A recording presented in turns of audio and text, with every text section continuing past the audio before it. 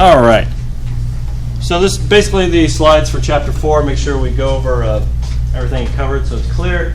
And then we'll jump over to IntelliJ, or while I'm doing this, I'll jump over to IntelliJ and show you more about class design and how you actually integrate classes, or class uses another class or has a class. So name of a class, the name of a class is important for several reasons. Obviously you need to identify it. It must be descriptive, and it's important because it provides what the class does and interacts with larger systems. Basically, before you just pick a class name, think about it. What do you want the class to be called? What do you think? How do you think it's going to be used? What should it represent? Take the time to name your classes carefully. This is more important than with variables, because if you mess up the class name, it can be a pretty big refactor to go back and change the class name in all your code. So think about the class name before you actually write it. All right, comments. They're vital. I think Dr. Hayes did a pretty good job here. Comments in Java are just like in C++. He's a better commenter than I am, so you can stick with commenting your code. If you know what it does, that's all that matters. What was it? If it was hard to write, it should be hard to read. Yeah, that's right. No. Guys, if the code's hard to understand, make a comment just to explain it real quick. I'm on that side of the fence. Comments are important, but you don't need to go crazy. Attributes. What's an attribute? A characteristic. A characteristic. Okay. What type of characteristic? I know I said it. What are the attributes in student? Name. Name and... ID. All right, so they're the member variables. Name and ID.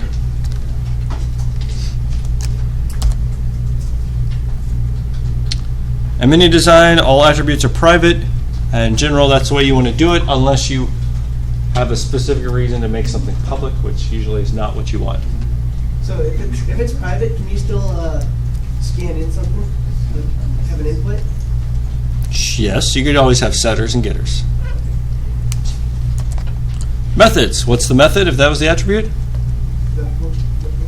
Yeah, the functions. What it does. What it does. There you go. All right. Invoke certain behaviors. One of the uses is accessor methods. Accessor methods means you're accessing something. So, for example, get name, you're getting the name, you're accessing the name. That just returns the name. Yeah, so you're a get name. Sometimes they're referred to as getters and setters. I call them getters and setters. If you were learning C#, it's explicitly get and set. But here, this is how we set up getters and setters in Java. This is the convention. All right, so I know I probably should know this already, but I agree. when you're using getters and setters, you use those in your function, and then in the main, have the getter. The getter will get it. The set actually sets the value. So you want to set the value and then get it later. Okay. Okay? All right. So maybe you set the value in the main, or When you need to. It depends. do you have a user input? Right, so then you'd call .set right after the user input. Public methods. What do the public methods describe?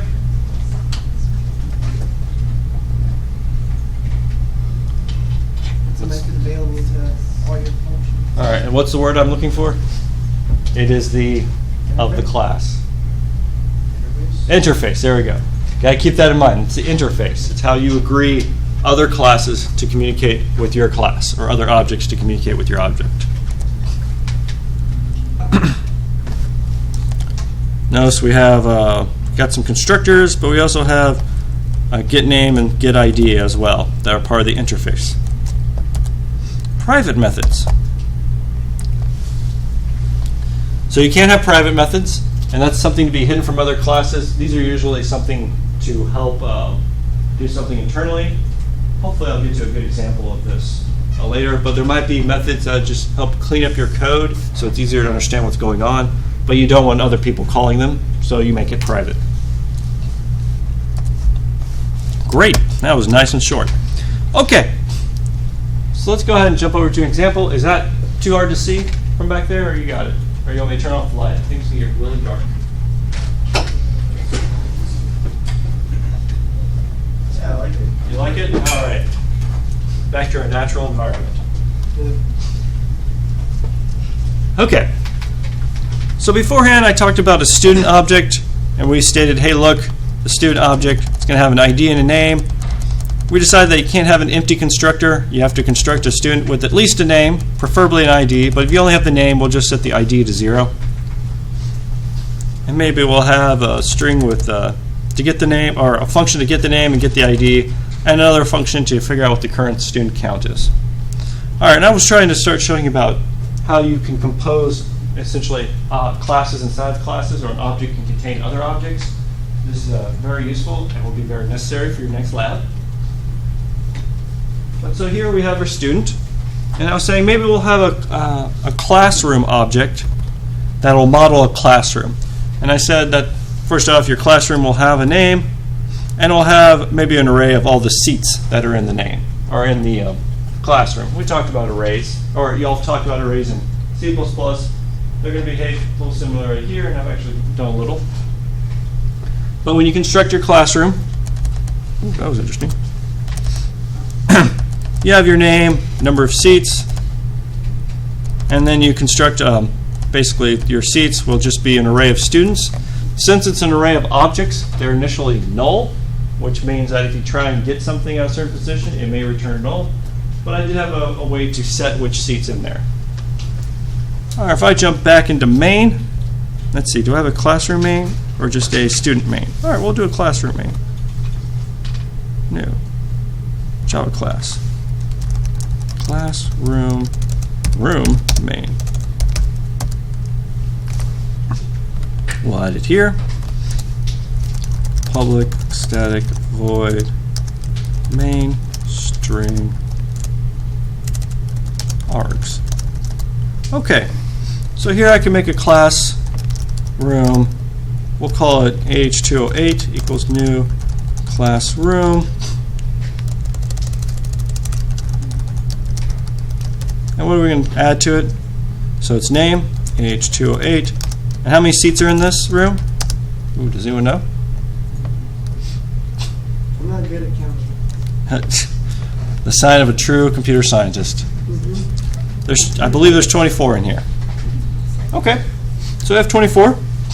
If I were to immediately afterwards go system.printout.println ah28.get seat at position 0, what do you think this will print out?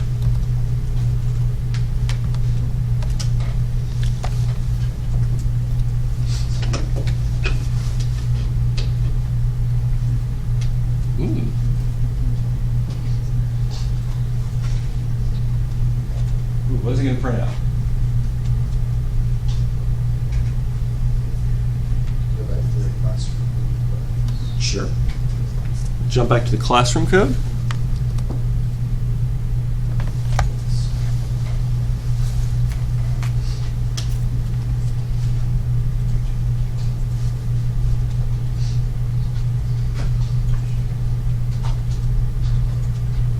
You said get seat, right? Yes. So there's nothing of that. Yeah, so then what's going to be returned? No. Null. There you go.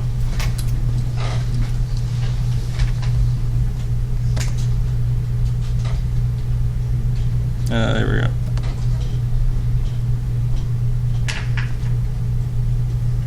Null. All right. So obviously nothing's there. So we go ah208.setSeat, position 0, new student. Who should we put there? Who's in 0? Good old Tyler. Actually, which position are you in, Tyler? You don't know? How do you, like, how are we, I'm going to say 3. You're on 3? All right, we'll give you number 3. But wouldn't that actually be 2? 0, 1, 2? There's still a seat there. Just nobody's in it. Oh, I see. So we're going to say 2. And then we'll say in 0, we have Stephen there. Whoops, I'm used to VI. All right, so now if we print out .0 and .get name, and then we'll also do it on 2, what should be printed out? Stephen and Tyler. Stephen and Tyler. There we go. Wait. I switched the order, just to make sure you were paying attention. Okay. Okay. Let's add a couple more.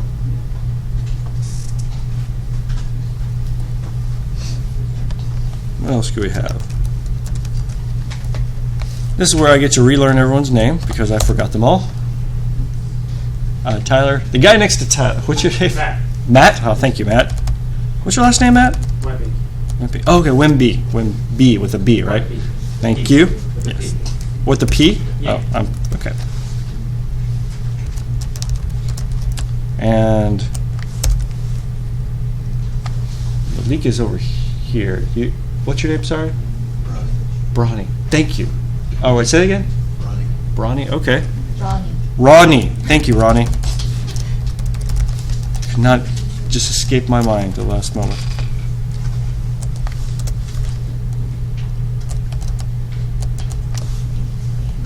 Sorry. Ben. Ben? Thank you, Ben. And hold on, I might know this one. Philip? Yeah. Oh. About PJ.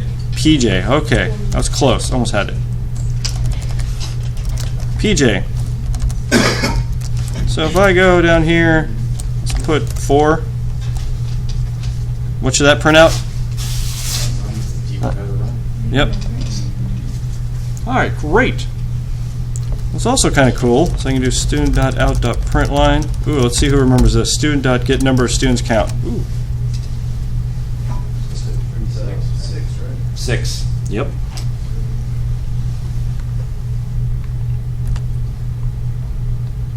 All right. So you see how what I did was the classroom has students in it. You see how that relationship? It's a very common, important relationship in OOP. All right. Let's do another level. Classrooms are part of buildings. So let's go ahead and make a quick building object. A building class. So a building has classrooms. What other attribute does it have? Offices. Offices. Okay, it might have an office. Doors. Stairs. Stairs. Okay, hang on a second. So we got doors, stairs. I like this. Rooms. Rooms. Windows. Oh, I guess you could say the office is a room. The office is a room, yeah. So, but we have just classroom right now because I'm trying to keep it simple. So would the doors, stairs, and windows be part of the building or part of the classroom? Classroom. The windows and the doors would be part of the classroom. Building. Yeah, the building. Yeah. Well, it's part of the building, but should it be part of the classroom or part of the building? The building. Each classroom. Because has the a- building, the thing to keep in mind, this is why this is important to think about, is we are going to have classroom, just have classrooms. We don't have stairs in the classroom. No stairs.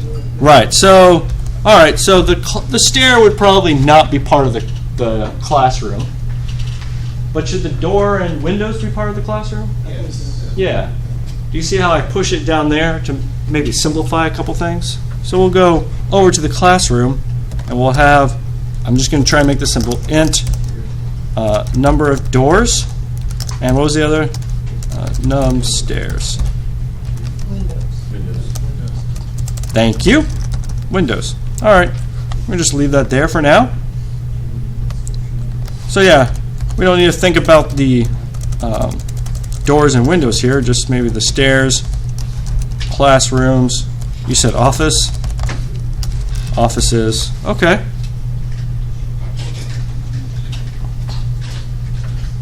Anything else? Floors? Floors? Stores? Oh, the floors or the stories? Ooh, okay. I guess that would be for the building Ooh. because of how many floors. Oh. But Hmm. do you really need that if you have because you're not worried about how many floors. The I mean, yeah, the question is, do we need to add a floor object, or should we just have the classroom list what floor it's on? that classroom is Okay. less work. All right. Maybe it's floor. All right. So that can be at the classroom level. Student classroom building. Oh yeah, classroom has the desks. So Yeah, the classroom would have desks if we wanted to. So we wouldn't have to make that part of the building.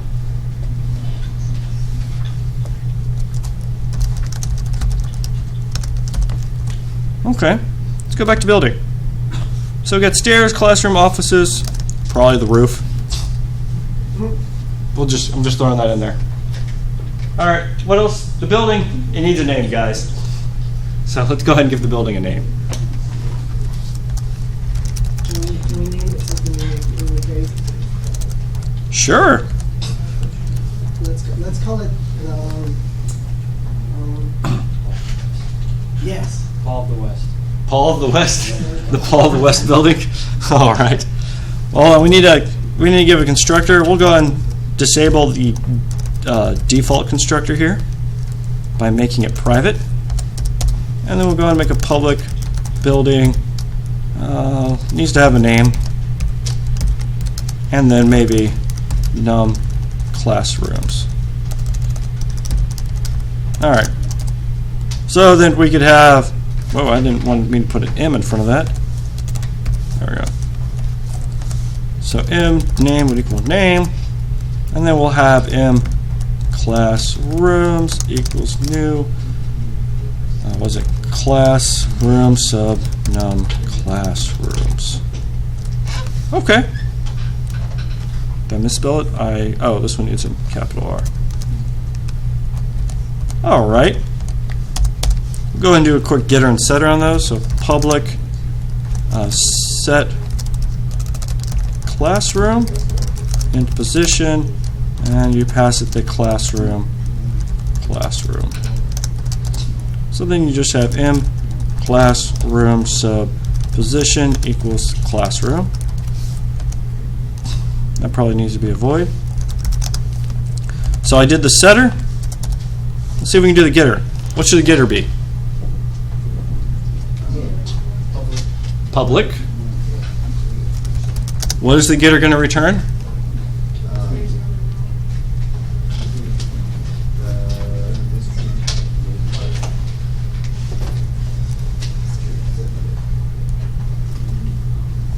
What's the getter returning?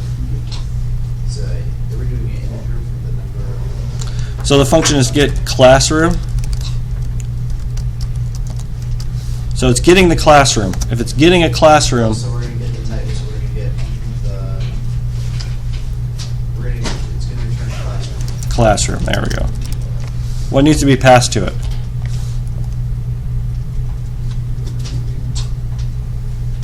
Ooh, good question. What should be passed to it?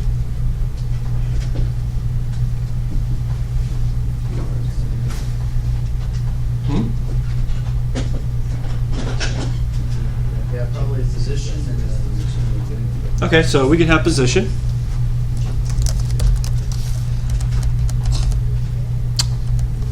What's another way we could try and get the classroom?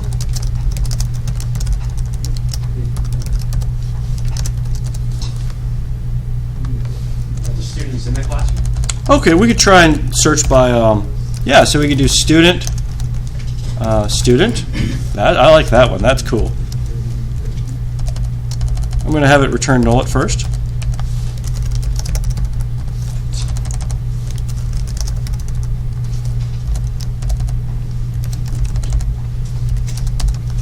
Anyone else? Anything else? So the student in the classroom. Figure out where they are at this point. Oh yeah, I like that. what about name? Ah, name. That was a good one. Yep. I think those are the three. Now, before we continue, of these, Which are the important ones? Which do you think are actually useful? I would actually argue one is not needed. Probably name's not needed, right? You probably want to get it by name. Position. But position, is position really needed? No. Why, do we care about the position? No. Not this point. Are you saying name of the classroom, right? Yeah, name of class. Oh, thank you. Let me make that variable name a lot better. Classroom name. Yeah, so we don't need that other one. I don't think it makes too much. It's needed. All right, let's go ahead and make a quick building main, just so we can start playing with some stuff.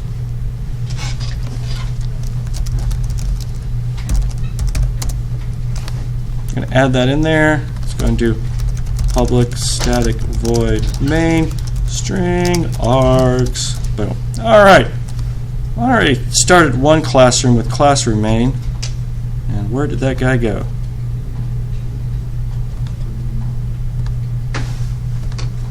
So let's at least just go over here. I'm going to copy this code over to building main.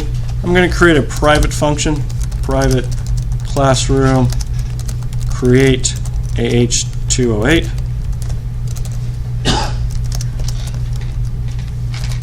Return AH208. So basically here, creates a AH208 with 24 seats, sets some students in it, and then returns AH208. That way inside of here I can just do building. What building do we want to do? All the West. Paul of the West. All right. Equals new building. We'll say it's the name is good old Paul of the West. Oh no, let's do it all lowercase. Keep it like this. I like it. And how many classrooms can it have? 6. 6. All right. I'll do Paul of the West dot set classroom. We'll make 0, and we'll call create AH208.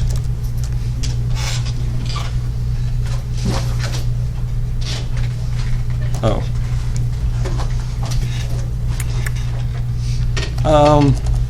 So we do need to create the building main. I'll just call it VM equals new building main. I take that back. This should be static, private static. Because we want to be able to create AH208, and it's kind of superfluous if we have a building main object or not. So in your main class, everything probably should be static, if that makes sense. So Paul West set classroom 0 to AH208. We should probably create another classroom, and we'll do it similarly. Oh wait, any questions on what I did right here? Ooh.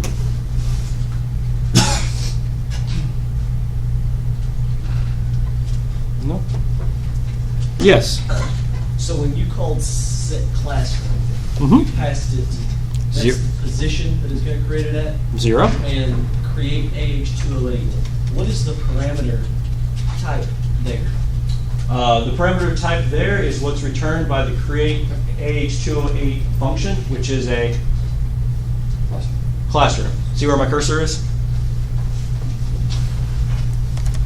So that function returns a classroom. Notice in here I create a classroom, I set some students, I return AH208, so then it's going to push it back into 0, or position 0 there.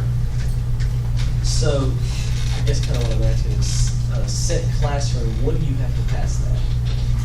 So how do we define set classroom in the building? Okay. Is we defined it as set classroom, you pass it a position, and then the classroom. Okay. By the way, I'm glad you asked that question. Is this function correct?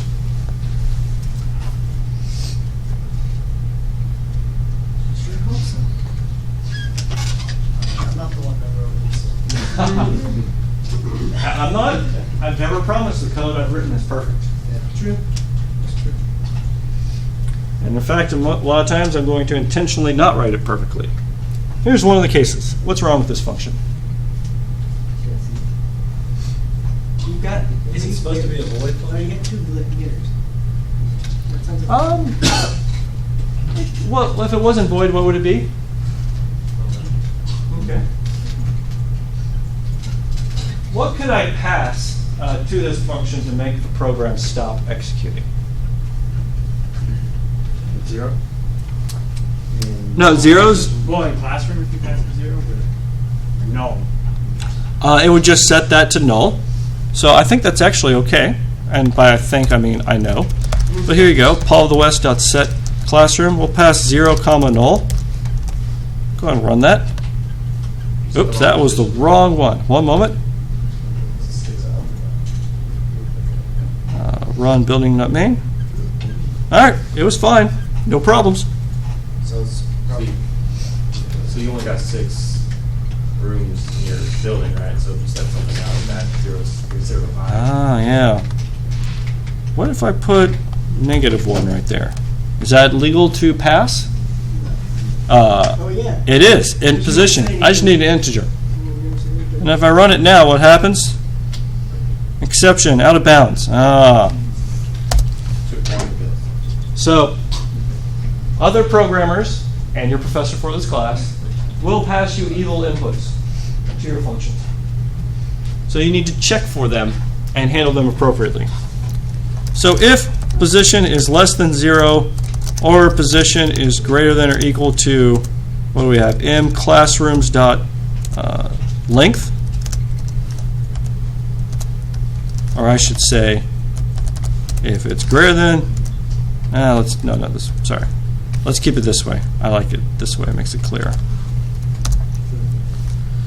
So if the position is less than 0 or is greater than or equal to length, what am I saying there? It's out of bounds. If it's out of bounds, post is out of bounds, what do we want to do? Return null. Return.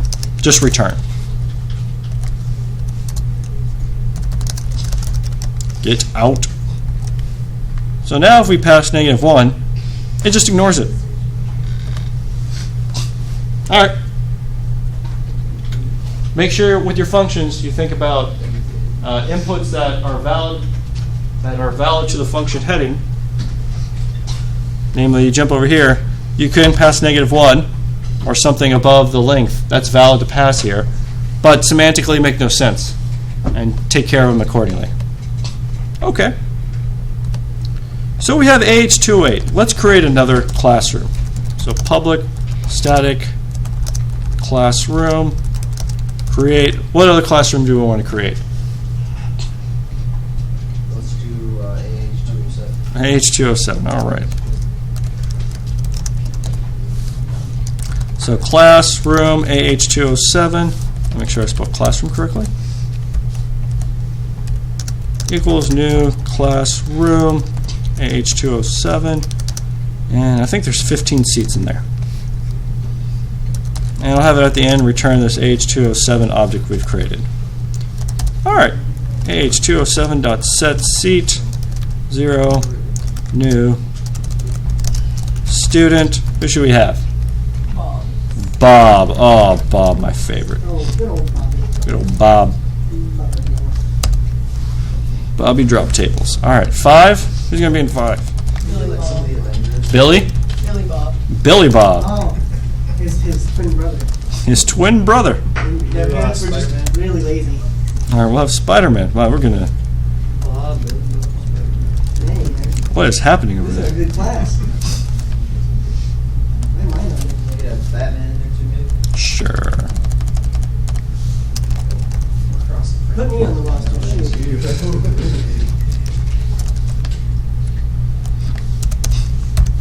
Anyone else?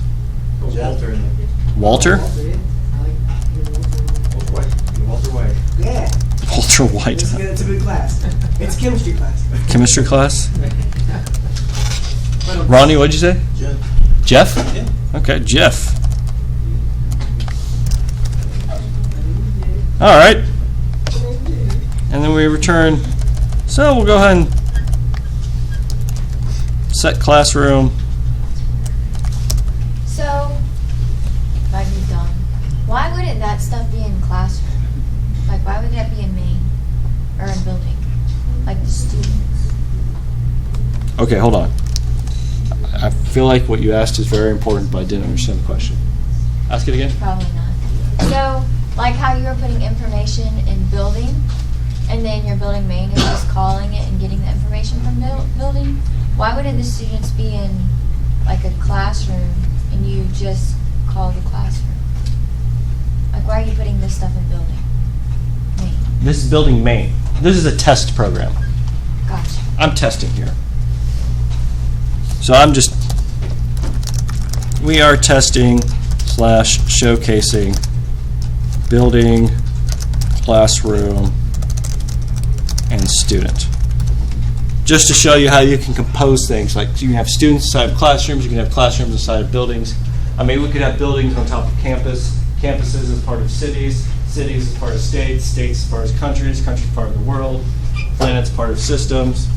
I'm sure we could start taking this out further and further. But I just want to show you how you can compose things to help you basically with levels of abstraction. Because with the building, you're just really concerned about what's the classroom, does it have a roof, offices, stuff like that. And then when you drill into the room, now you're concerned about what's in the classroom, desks, seats, windows, doors. And then maybe you find a student, then you'd be concerned about that particular student. But if you're looking at a building, you don't need to know all the students that are in the building when you're just thinking about it. But it might be nice to ask the building, hey, do you have this student? And then it can search, hey, look, am I in this Always building? ask the building questions. Yeah, ask the building questions, right. Okay. Let's see what we got. Okay. Get classroom with the student. Let's first do with classroom name. Let's do this one first. I think it'll be easier. So, what's really good to do is if you have a getter and you know you need to, well, what do we need to do? Before I say it, what do you think we need to do? We're being past the classroom name. How are we going to find out which classroom it is? Have a directory with all the list of classes, correct? Array. So we have that already, the array. So what are we going to do with that array? Put stuff in it. We're going to, no, we've already put stuff in it. Now we're trying to find the classroom with the classroom name. Search the array. We're going to search the array. So if you're ever going to do some searching, or your function's going to be even slightly complex, what's a good thing to start with, just to make everything easy, is you start with classroom, ret equals null. This initializes a variable called ret on the stack that points to a classroom and initially points to nothing because you haven't found it. And then at the end, you return ret. That way, you have it set up to where if you find it, you just set ret to that variable once you find it, and then later on, it will be returned correctly. So you'd have a for loop. All right, so a for Statement. int I equals 0, I is less than, what's the size? The classroom, well, the amount of classrooms. All right, so m classrooms.length. Any confusion with that for loop? I starts at 0, goes up to the length of the classroom's array, because arrays in Java are objects, and the length is stored with the array itself, incrementing I each time. Questions, comments? Screams of angst? Wait, what was the last one? Screams of angst? Angst? Ah! Angst. I prefer angst. It just sounds funnier. All right, what do we need inside this for loop? The new if statement. A what statement? If statement. Mhm. If the index is equal. Excuse me. If what? If the index is equal to the position you need. All right, how do we check that?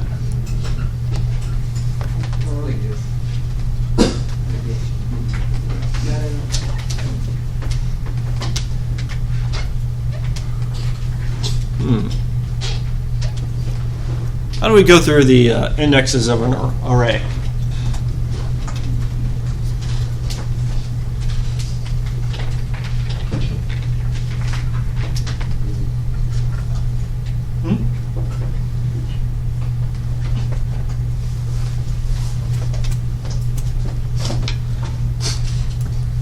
Did y'all do arrays in C++? Yeah, I thought so. So how do you go through the array?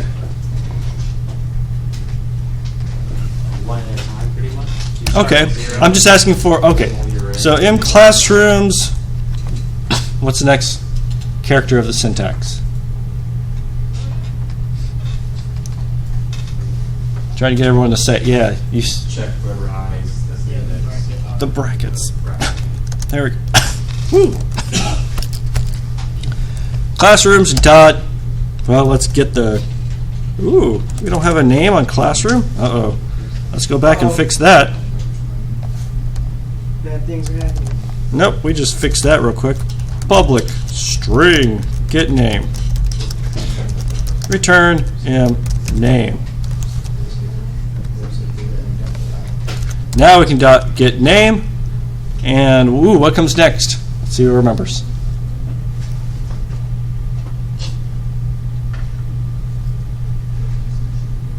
If that is like double equal sign thing, and then whatever the classroom name they got that. All right, then what do we need to do? We'd have ret equal to the classroom. All right. So let's test this. So system.out.println, good old Paul of the West, .get classroom. We'll pass in age207. So that should return something and print something out. Ooh, no pointer exception. Ah, that's good. So there's our first error. Why are we getting a no pointer exception here? Well, let's think about this. We have a building with 6. The first and second elements we put in a classroom. What are in the other ones? No, yeah. Does it make sense to call nothing dot get name? No. Okay. So we need to do a first check. Sub I does not equal null and. So if it's not equal to null and the get name is equal to classroom, go ahead and return it. Any questions about that? Why I had to do that? Because there could be like a space in the array that there's not.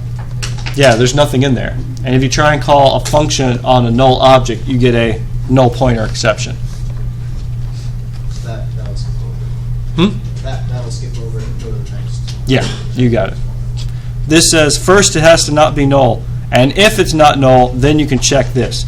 Remember, in C++ there's shortcutting, so if you have an and statement and the first part is false, it does not execute the second part.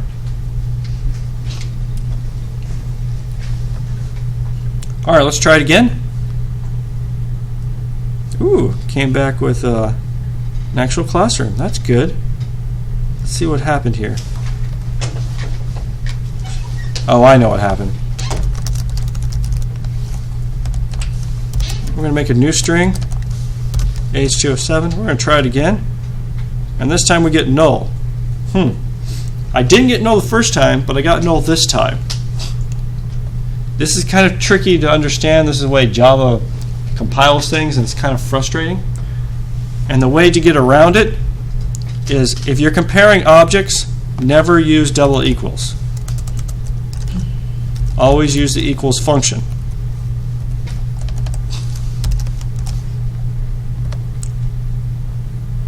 Okay? Don't use double equals on objects. What does double equals actually compare if you're giving it two objects? You make sure they're the exact same. It's comparing the memory locations of two objects. It's not comparing the actual contents of those objects. So it's comparing the two memory locations, which at that time happened to be the same over here when I didn't put new string because it was using this string and the one up there to be the same thing. But when I told it to make it a new string object, it was no longer the same string as beforehand, so it would not compare them for equality correctly. Therefore, when you have objects, always call dot equals. Always. Yes. Unless you really are trying to compare that they're the exact same object, then you can use double equals. But that I cannot think of a good OOP reason why to do that. Okay, so get classroom. Oh, that's great. So what is it like outputting right there? What is that? All right, yeah, what is this? It is a CSU CSCI 325 classroom at memory location 7EA987AC. If I were to run it again, oh, it's at the same memory location. Oh, same memory location. Can we actually rebuild this and have it give me a new one? No, it's going to keep giving me the new one, the same one. That's nice. It just happened to be that the object is always at that memory location for this program. But it may change depending on how your program functions. In fact, I bet you if I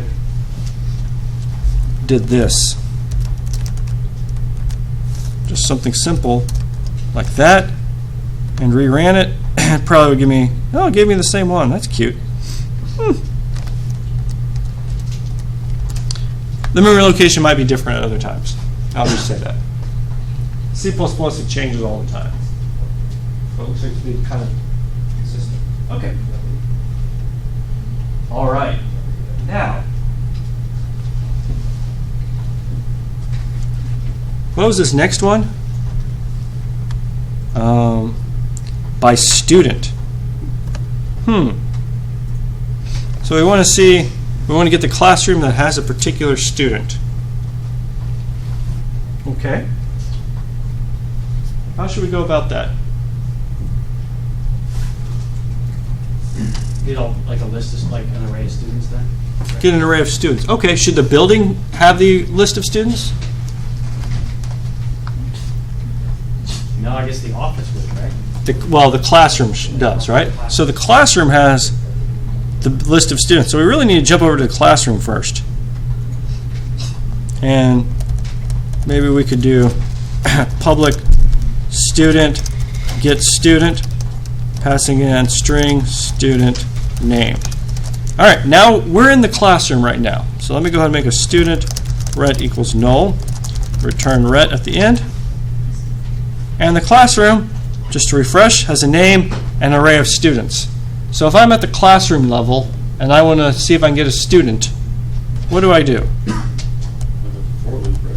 Yeah, another for loop. There we go. For int, not 9, int I equals 0, I is less than m, where we got seats, dot length, I plus plus. And then we check if m, what's the first thing we check? M seat sub I, It's null. It's not not. null. And m seat sub I dot get name dot equals the student name. Then we'll have ret equal to m seat sub I, and then we'll return it. Okay. So now the classroom can find the student inside of it by name. So if we were back here in the building, I'll go and make a classroom ret equals null. Do a for loop to go from classroom. There we go. For int I equals 0, I is less than m classrooms dot length I plus plus. So if, what's the first thing we check? It's not null. It's not null. And m classroom dot get, or what's the other one? Sub I dot, now what was our function that we had? We had get student, right?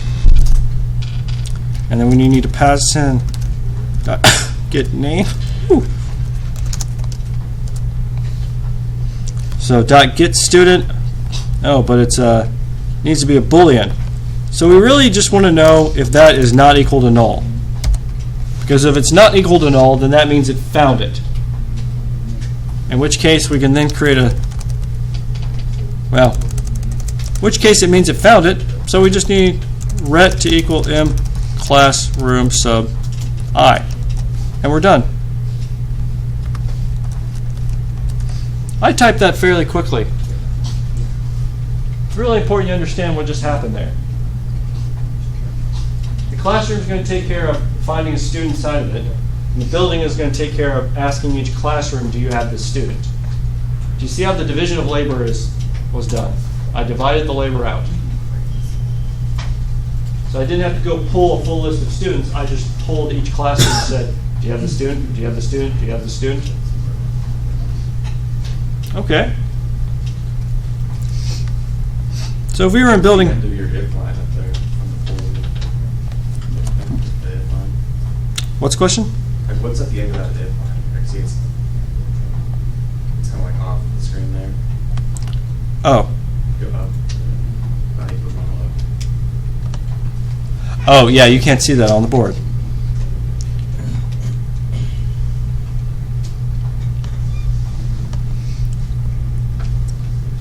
The screen's a little off, online people. There we go. How about now? I have a question. Yes. So with what you were checking, say you had two students with the same name in Mhm. different classes. If they were in different positions, like a different order, would it still go through? Like, It's going to go through each one, and it'll probably, it would return the last classroom that had that student in it. okay. That's just what this function's doing. And maybe that's okay for us, but that's a great observation. Something to keep in mind. So we could have it return the last classroom with it. So we could return a list of classrooms, but we don't want to get too complicated right now. So building main, if I were to, let's see, go in here, system.out.println, Paul of the West. Actually, let's go up here, get classroom. We'll go ahead and get the name. And we'll do .get Paul of the West, .get classroom by the student. What do we want the student name to be that we're looking for? Bob? Okay, great. Thanks to everyone. Get name. So what name? So we'll say right here, Bob is in, we'll run it. Bob is in H208. Let's see. I guess we're going to make it like that. Okay.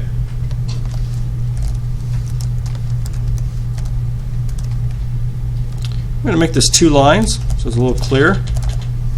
Maybe space this out a bit. All right, and if we want to know where Tyler is,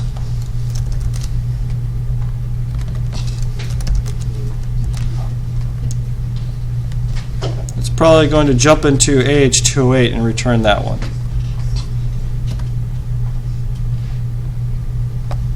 Okay. Any questions?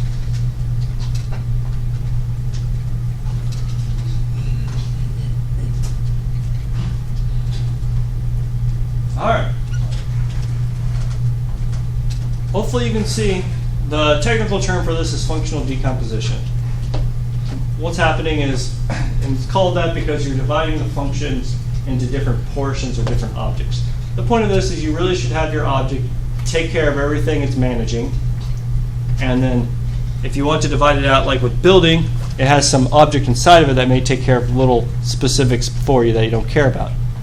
And the reason for this is abstraction. All right, a lot of that what I just said was kind of confusing. But the main point here is you have your building object. When you have your building object, it's a lot easier to maybe just think of your building object as it has a name, it has classrooms, maybe some stairs and a roof. It's easier to just think about that as opposed to, all right, it's building, it has this many seats, this many steps on the stairwell, this many windows. You don't really need to think about all that when you're thinking about a building. You just need to think about, roof, rooms. It has stairs at these locations. Maybe we'd add an elevator. You don't care about what type of elevator because you could ask the elevator what type it is. You don't care too much about the classroom because you can store that information in the classroom object. So it kind of cleans up the building object so you can just think about what's the high level or the important aspects. And if you need to drill down, you can just jump in to something like the classroom. Notice we could do something similarly with the offices. We could have an office and then have the professor that's supposed to be in that office. Maybe there's more than one professor in that office, or windows or doors. But do you see how I have decomposed it into different sections? Also note I'm using an object to model a real-world entity. You know, I'm using it to model AH208 or 207. Okay? Yes? On that, if you go back to, I think it's your building main, Mm-hmm. when you were calling the system about outlines, why in the first one did you add the get name? Right here? Yeah. Oh, so it actually tells me what name it is. Because without the get name, it's returning the object, and the default function to print the object is that whole memory address. So,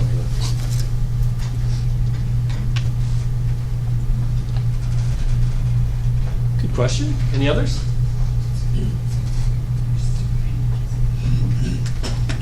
No questions? All right. Well, let's see how we're doing on time. Perfect. This went well. All right, and that's all for today. Oh, no, that's not all for today. I lied. Let me go and stop.